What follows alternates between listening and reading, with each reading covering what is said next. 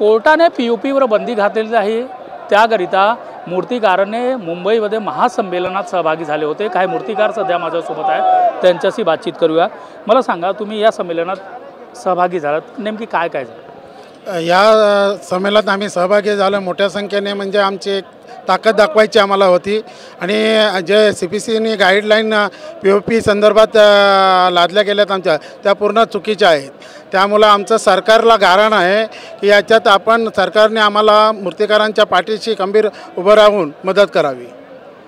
इथे अनेक प्रश्न निर्माण होत आहे। POP बंद झालं तर हिंदू संस्कृतीवर बंधन येणार आहेत आणि लोकांचं उपासमारीचं प्रश्न निर्माण होणार आहेत।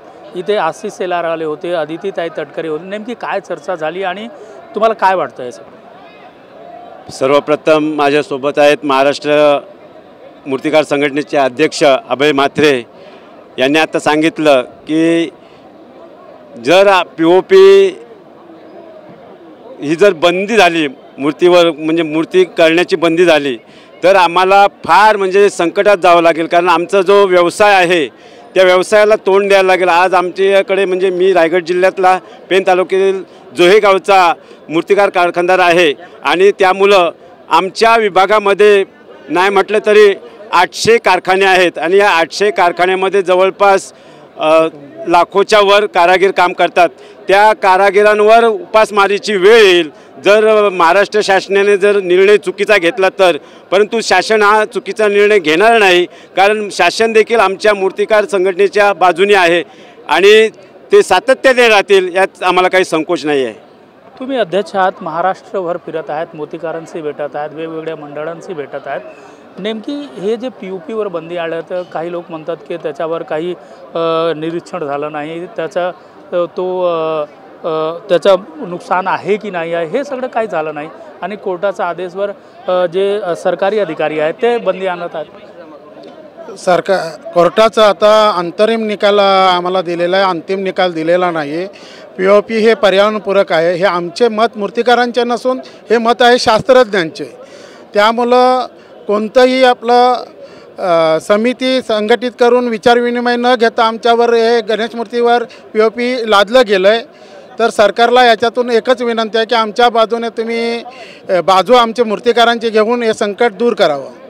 आशिष शेलार इथे आले होते आणि त्यांचं भाषण तुम्ही ऐकलं, तुम्हाला काय वाटतं? आशिष शेलार साहेब हे राज्याच्या मंत्री आहेत, आमच्या मूर्तिकारांच्या पाठीमागे हे सतत पाठीशीच उभे आहेत आणि त्यांनी आम्हाला आश्वासन दिलं आहे की आम्ही मुख्यमंत्री साहेबांना भेटून या POPच्या बंदीतून आम्ही मार्ग मोकळा करू, असं आम्हाला आश्वासन दिलं आहे। सरकार मार्ग मोकळा करण्यासाठी सांगत आहेत, काय मत आहे तुमचं?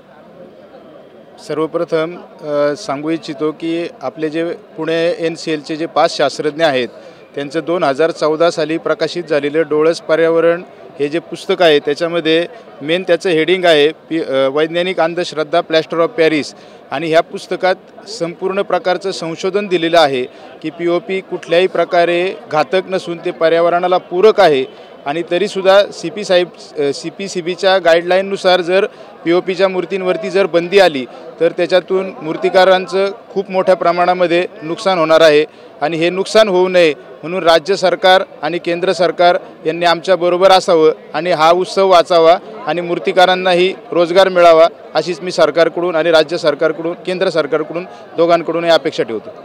जर निकाल मूर्तिकारांचं बरोबर नाही आलं तर काय भूमिका असेल मूर्तिकारांचं? जरी हायकोर्टात जरी आमच्या बाजूने जरी निकाल न आला तर आम्ही सुप्रीम कोर्टात जाऊन त्याची दाद मागू। एकंदरीत पाहिलं तर हे आहे मूर्तिकार ज्यांचं असं म्हणणं आहे की मूर्तीवर जर बंदी आणलं, POPवर जर बंदी आणलं, अनेक मूर्तिकारांचं पोटावर याचा प्रश्न मांडणार आहेत आणि उपासमारीचं बेड आणणार आहेत लोकांवर। Video journalist Ramesh Sharma, TV9 Marathi, Mumbai.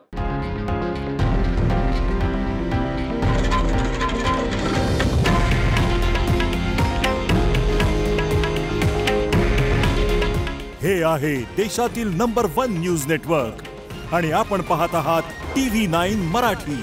काळजी तुमची, हित महाराष्ट्राचं।